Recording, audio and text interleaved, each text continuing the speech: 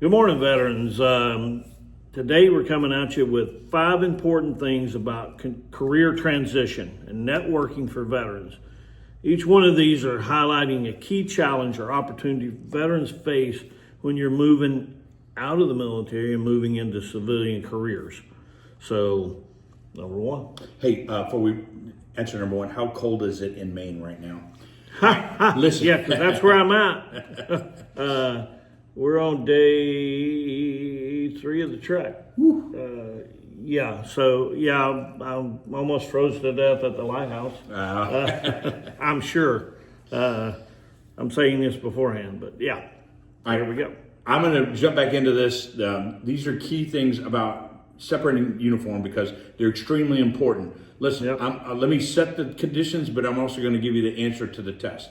Nobody cares how many Army Achievement Medals you have. They do not care at all. In fact, they don't care about anything on the Army Achievement Certificate. It's not important to them because they don't understand it. Now, here's the key. Here's the answer to the test. A veteran who does understand it's probably going to open that door for you to get that job post-military if you understand how to network. So here's what we're going to do. We're going to talk about these things step by step. Translating your military experience into civilian language. Now, one of the biggest hurdles for us is converting military duties into skills that employers instantly understand. So if you ran the bayonet course in the Marine Corps, how does that apply if you're going to help run a warehouse for Amazon?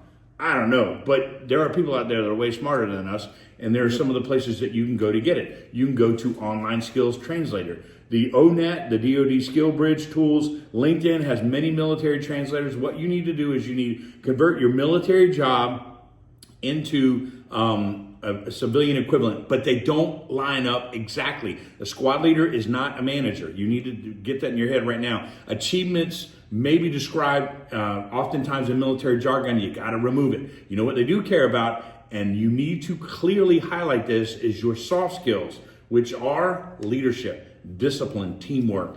They care about that stuff, even though it's part of your daily routine. All right, number 2. Writing a strong civilian or federal resume. These are huge and they're completely different.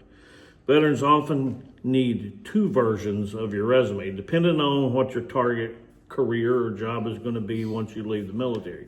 Your civilian resume is short, it's results oriented or focused, it's bullet based, 1 page or so, no more than 2 pages.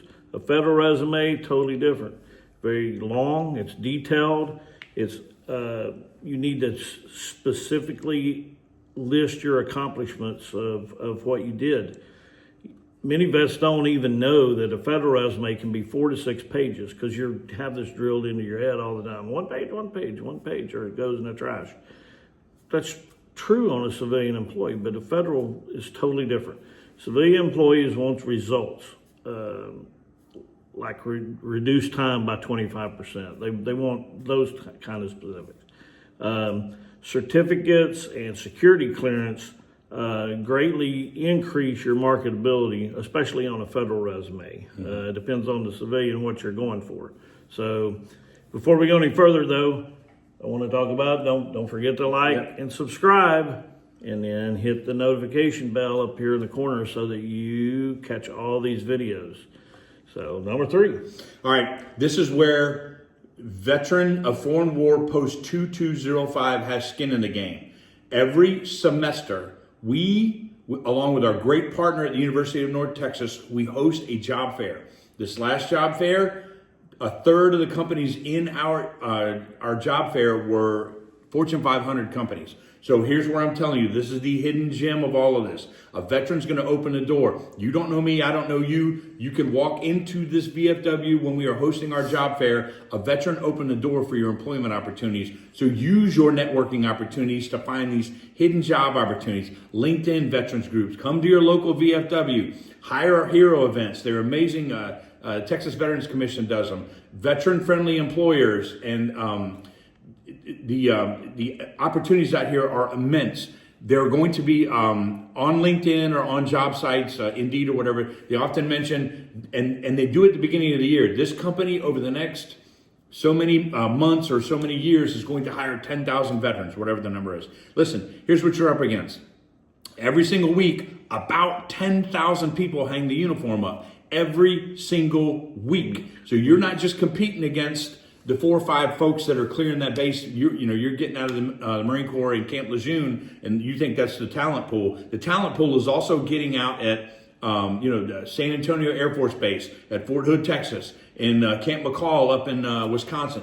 All of these folks are getting out of uniform at the same time. 10,000 up to 10,000 are walking out of uniform. So you've got to get into the networking events, because they're going to hire the person that they know more readily than they're going to hire the outstanding stellar resume that they see online. Exactly. And a veteran with a solid networking capability and a solid networking strategy is 3 times more likely to get the interview. Over to you, Tim. Number 4.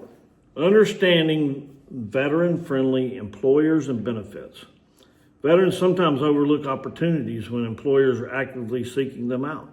Key factors include in that companies with strong veteran recruitment teams. You likely possibly met some of these at your TAP or whatever they call your transition out. Yeah. So they're actively seeking veterans because, believe it or not, I mean, we bring a skill set to any job, whether you were infantry or whatever you were doing, because of the discipline that they feel like you have, the leadership that you have. So there are certain career fields that really target in on veterans. Apprenticeships, on-the-job training, or GI Bill supported programs. Mentorship programs for transitioning service members, and mental health resources and community support. All of these are areas where they feel like they benefit from you, or that you are likely to get into. Some of the companies even offer extra pay or leave for guard or reserve duties if you decide, if you have that mandatory guard stuff on and you have to actually go in and be an active or inactive guard or reserve. If you're active, you need an employer who understands all of that. So one of the things we didn't mention in here, I know it doesn't fall into the workforce area, but